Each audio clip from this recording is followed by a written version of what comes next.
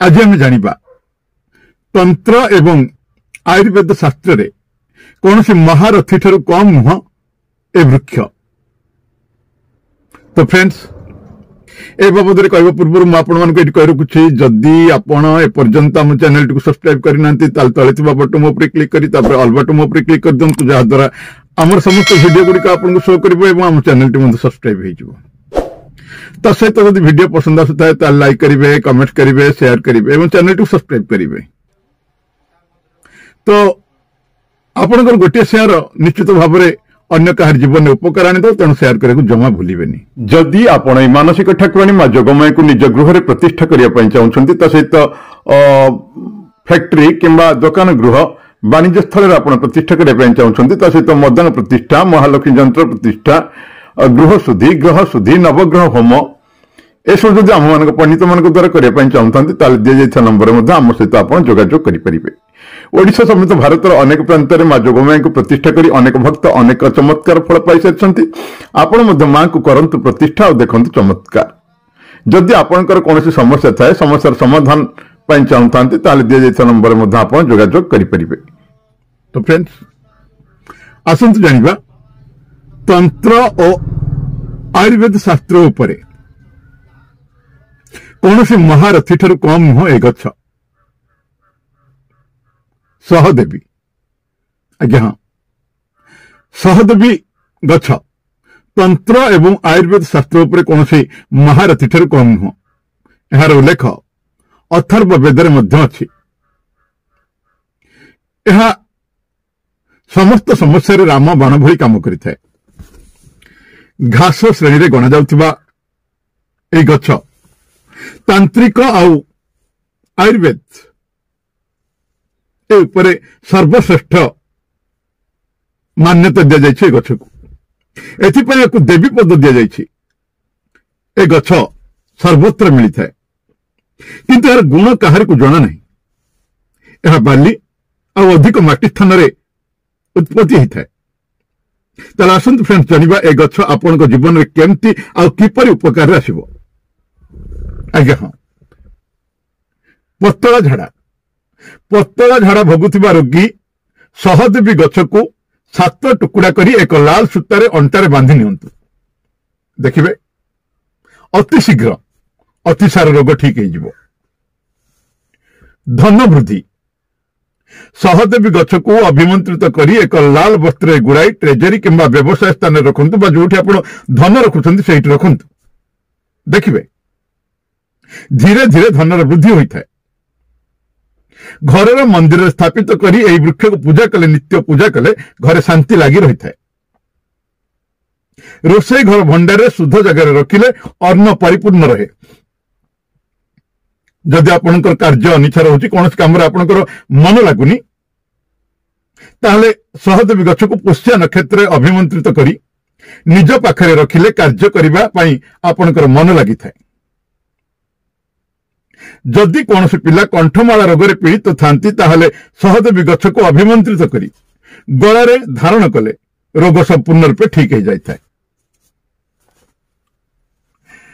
जदि घरे कौन प्रकार वास्तु दोष अच्छी वास्तु समस्या अच्छी ताहले जो कारण रूपे आपनकर घर उन्नति हो पारुनी आपन घर किसी डेभलप हो पारुनी तबे आपन कौन करिवे ना तबे घर पूर्व किंबा उत्तर पाखरे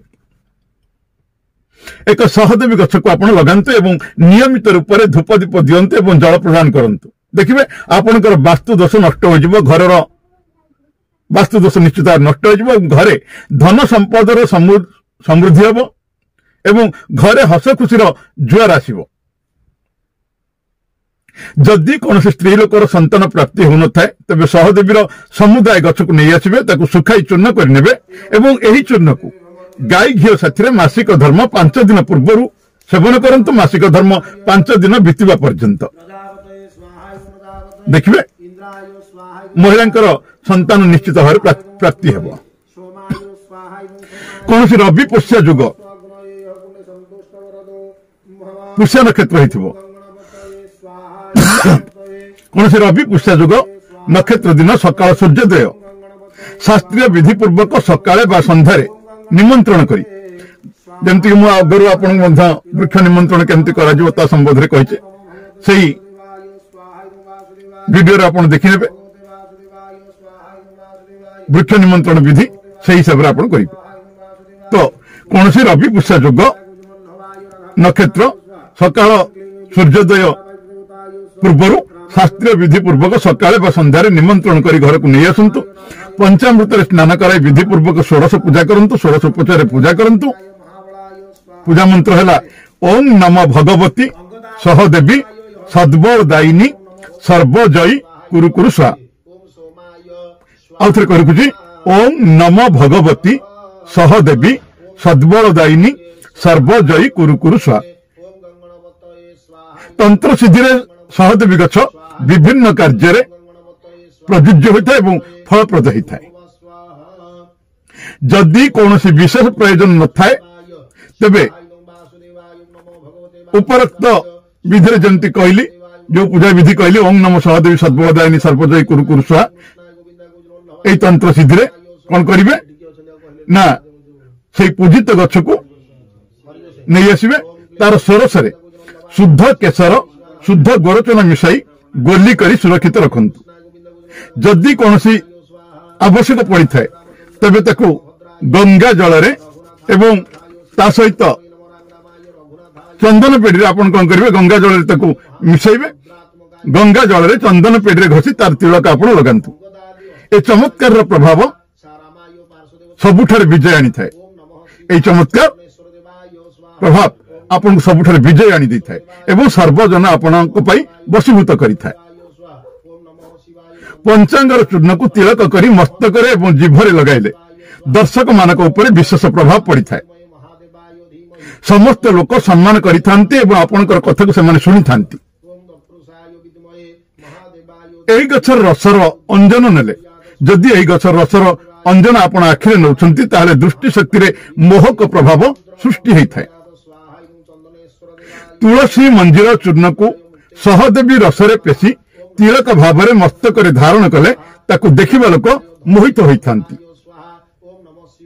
अपमार्ग भांगरा लाजा धान फूल एवं सहदेवी ए समस्त को पेशी तार तिलक घेनिले व्यक्ति तीन लोकन को मोहित करिथांती अर्थात सर्वजन को मोहित करिथांती।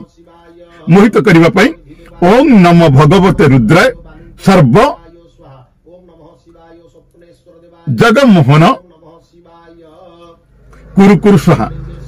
आउ थे करुची ओम नमो भगवते रुद्राय सर्व जगन्मोहन कुरु स्वाहा अथवा ओम नमो भगवते कामदेवाय यस्य यस्य दृश्य भवामी यस्य यस्य मम मुख पश्यति तं तं मोहयतु स्वाहा। आउ थे करुची ओम नमो भगवते रुद्राय सर्व जगन्मोहन कुरु स्वाहा अथवा ओम नमो भगवते कामदेवाय यस्य यस्य दृश्य भवामी यस्य यस्य मम मुख पश्चाति तं तं मोहयतु स्वाहा। यही मंत्र को 10,000 बार जप करिले मंत्र सिद्ध होता है। वशीकरण प्रयोग हम केमती काम करते सहदेवी गछ को छाया सुखाई चूर्ण करनियंतु एवं एई चूर्ण को जदि आपण काहाको पान रे खाइबा को दउछंती से लोक आपणकर वशीकरण होता है। गोरचना एवं सहदेवी को मिसाई तार तिलक मस्तक नेले सर्वजन वशीकरण करिपारिबे। ओम नमो नारायण सर्वलोकान मम वश कुरु स्वाहा। अथर करुची ओम नमो नारायण सर्वलोकान मम वश कुरु स्वाहा। 1,00,000 बार जप कले मंत्र सिद्ध होता है एवं प्रयोग समय रे आपण 108 बार जप करी याकु प्रयोग कले आपण को सफलता मिली थाए। एई वृक्ष द्वारा आपण केमती शत्रु स्तंभन करि परिबे। ओम नमो दिगंबराय अमुकस्य स्तंभन कुरु स्वाहा। ओम नमो दिगंबराय अमुकस्य स्तंभन कुरु स्वाहा। यही मंत्र को 10,000 जप कले मंत्र सिद्धि होता है। आवश्यक स्थले 108 बार जप कले भी मंत्र सिद्धि होता है। अमुकस्य जगह जहाँ को स्तंभन करेंगे आपण जहाँ स्तंभन करेंगे तार नाम नबे। अपमार्ग एवं सहदेवी मूल को लुहा पात्र पेशी तार चिता नेले चिता ने मस्तक चिता ने जी देखिए सी आपणकर स्तंभन हम। भांगरा चिरचिटा सोरिष चिरचिटा कोटा आपनकर जोटा कहते अपमार्ग सोरिष सहदेवी कांकोड़ी बच्च और श्वेतार्क ए सब को समान मात्रा नहीं कुटी तार सत्व बाहर करंतु पुणी कौन से लुहा पात्र रखी 3 दिन पर्यंत घटंतु तार जदि आपण तापर गोली कर दिंतु तार तिलक आपण मथार जदि नहीं आपण शत्रु पाखक जाउछंती ताले शत्रु बुद्धि हजि जाई थाए। अग्निस्तंभन सहदेवी घृत कुमारी एवं अर्करस ए समस्त को मिलाई हाथ में मालिश कर जदि आपण अग्नि को छुंचंती ताले आपण का हाथ कौन प्रकार किसी क्षति हुएनी यह तंत्र ग्रंथ रे वर्णित अछि। एहार मूल को बाहुरे बांधिले विभिन्न प्रकार रोग समूले नष्ट होता है। सहदेवीर गछ को सुखाई निद आसुनथिबा व्यक्तिर तकिया तले रखिले भल निद होता है। नचेत से घरे आपण मध्य रखि पारंती निद आसुनथिबा रोगी को निश्चित भाव में भल उत्तम निद्रा होता है। ज्वर होउथिले शिशु की भी आपण देई पारंती। एहार 1 रु 3 ग्राम पंचांगर रस एवं 3 रु 7टी कला मरीच मिसाई कथ बनातु सकाळे संध्यार नियंतु ये लिभर पे मध्य भल काम करिथाय। रक्त दोष खाज खुजुली त्वचार सुंदरता पाई चर्मर सुंदरता पाई 2 ग्राम सहदेवीर पाउडर खाली पेटरे किछि दिन पर्यंत आपण खांतु निश्चित भाव में आपण रक्त दोष खाज खुजुली एवं त्वचार मध्य सुंदरता आसी थाए। पेटरे संक्रमण जमति कि अल्सर किंबा फूड पॉइजन हेछि 2 ग्राम सहदेवीर चूर्ण को आपण 2 ग्राम मुलेठी मिसाई सेवन करंतु।